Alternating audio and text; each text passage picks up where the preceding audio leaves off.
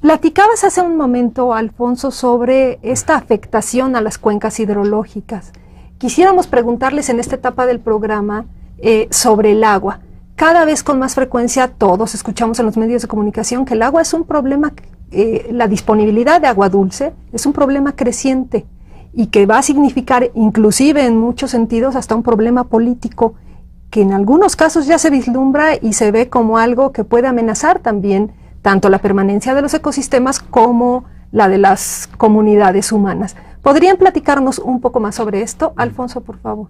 Sí, claro.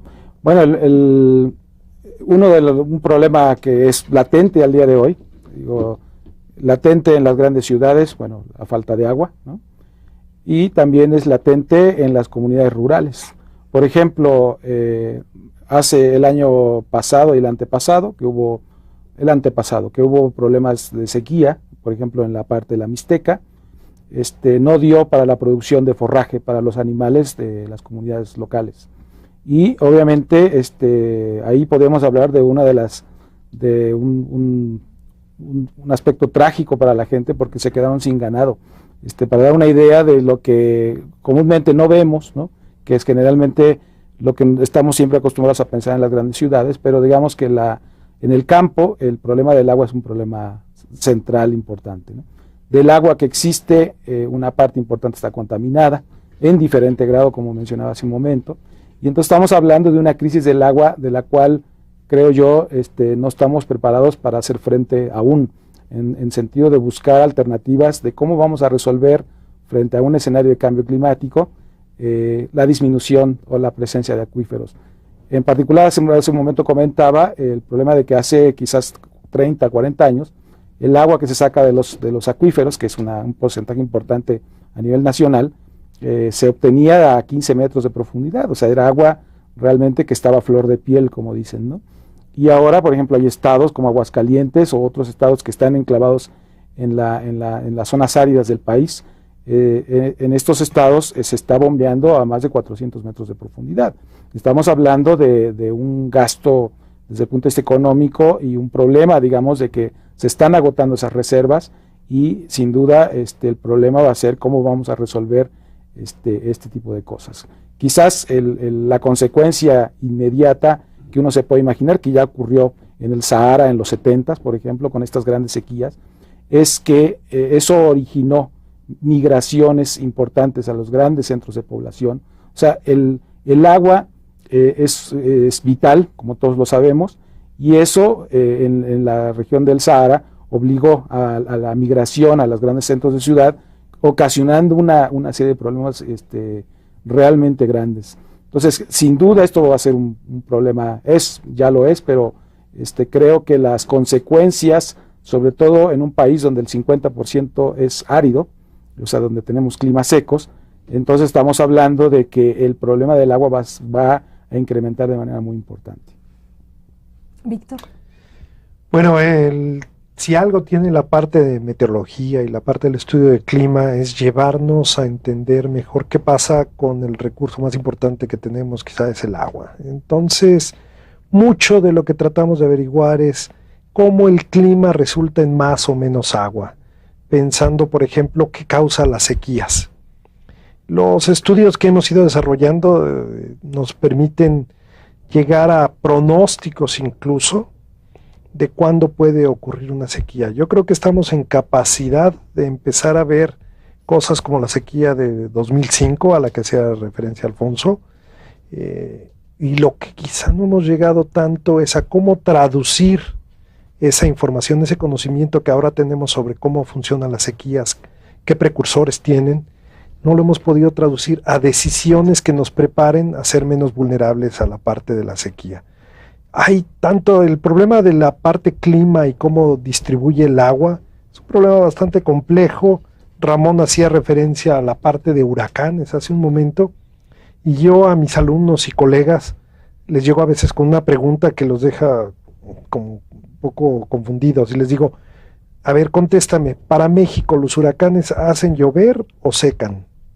Y se quedan así, pues por supuesto que van a hacer llover, y le digo, no sé, le digo, porque el problema es que si el huracán se aleja de México, se lleva con él toda el agua que debería caer como lluvia. considerar, por ejemplo, huracanes dentro de todo el ciclo hidrológico de México no es un problema fácil, es un problema bastante complicado y es uno de los retos científicos que tenemos, ¿no? No hay muchos grupos en el mundo que se dediquen a estudiar si los huracanes dejan más lluvia o menos lluvia en México. Pero de la misma forma queremos entender cuáles son las interacciones entre la parte biosfera y la parte atmósfera para controlar el ciclo hidrológico. Por ejemplo, cambiamos el uso de suelo, de lo que eran bosques, etcétera, y alteramos algo que le llamamos albedo, cuánta radiación solar se queda, alteramos la estructura de rugosidad y también nos altera cuántas nubes se van a formar, y alteramos también cuánta humedad queda. Y entonces uno dice, uy, cualquier cosa que hagamos parece llevarnos en la dirección equivocada, o sea, ¿qué hacemos? ¿No nos movemos o cómo lo manejamos? Afortunadamente creo que tenemos un país en el que la cantidad de agua en la parte de ciclo hidrológico, de lo que nos llueve, etcétera, debiera ser suficiente para cubrir nuestras necesidades por muchos años. Uno de los grandes retos es cómo manejarla. Incluso hay intentos por hacer modificaciones en el ambiente, modificaciones relativamente inteligentes, para recuperar parte del ciclo hidrológico que originalmente teníamos. Por ejemplo, en zonas de desiertos, al menos en los modelos, en la teoría que hacemos, es posible aumentar un poco de esa lluvia que va quedando en donde queremos que quede. Y una de ellas es la parte de reforestación. La reforestación en este país es fundamental con las especies nativas, incluso a nivel desierto, ¿no? Cómo conseguir que esas tormentas que llegan a caer en el desierto nos dejen más agua, cómo podemos mantener esa agua o ponerla en los acuíferos. Y el planeta ha ido avanzando en términos de cómo hacer que tengamos un poquito más de agua. Desafortunadamente el cómo hacemos que tengamos menos agua contaminándola avanza mucho más rápido que el que hagamos que tengamos más agua. Entonces muchos de los retos científicos de la parte de meteorología es usar mejor la información meteorológica para prever ese tipo de condiciones, tener esquemas de respuesta, qué hacer cuando me dicen que va a haber menos agua de la que necesito en agricultura, para forraje, para animales, cómo manejar el agua que ya tengo de por sí en todo este ciclo en este país, cómo irlo manejando. Yo creo que es apenas en donde estamos empujando y pues la cantidad de problemas que tenemos en este país supera con mucho la cantidad de recursos humanos que tenemos para ir haciendo la investigación que se necesita. Ramón, perdón, antes de que intervengas, quiero recordarle a nuestro público, seguramente muchas de las cosas que están diciendo nuestros invitados, que son por demás interesantes, les generarán más dudas, preguntas, comentarios. Por favor, revisen las direcciones electrónicas y los teléfonos que aparecen en su pantalla y con mucho gusto contestamos a ello. Ramón, por favor.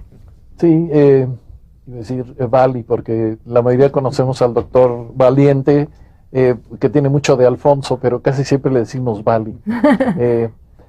Cuando nosotros hablamos de pronóstico, usualmente en clima, quiere decir que uno puede anticipar o de alguna manera hace una estimación, y ya le llegaremos otra vez a Víctor para que nos amplíe la información. Pero ¿cómo podemos hacer pronóstico de la dinámica, por ejemplo, de un conjunto de seres vivos que viven en una región, ¿no? Todo un ecosistema?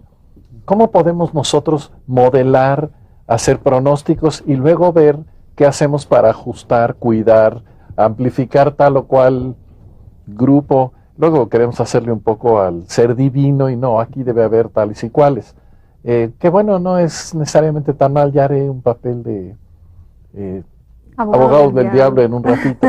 Pero me gustaría que comentara sobre cómo es que abordamos el tema de pronósticos cuando hablamos de seres vivos y especies.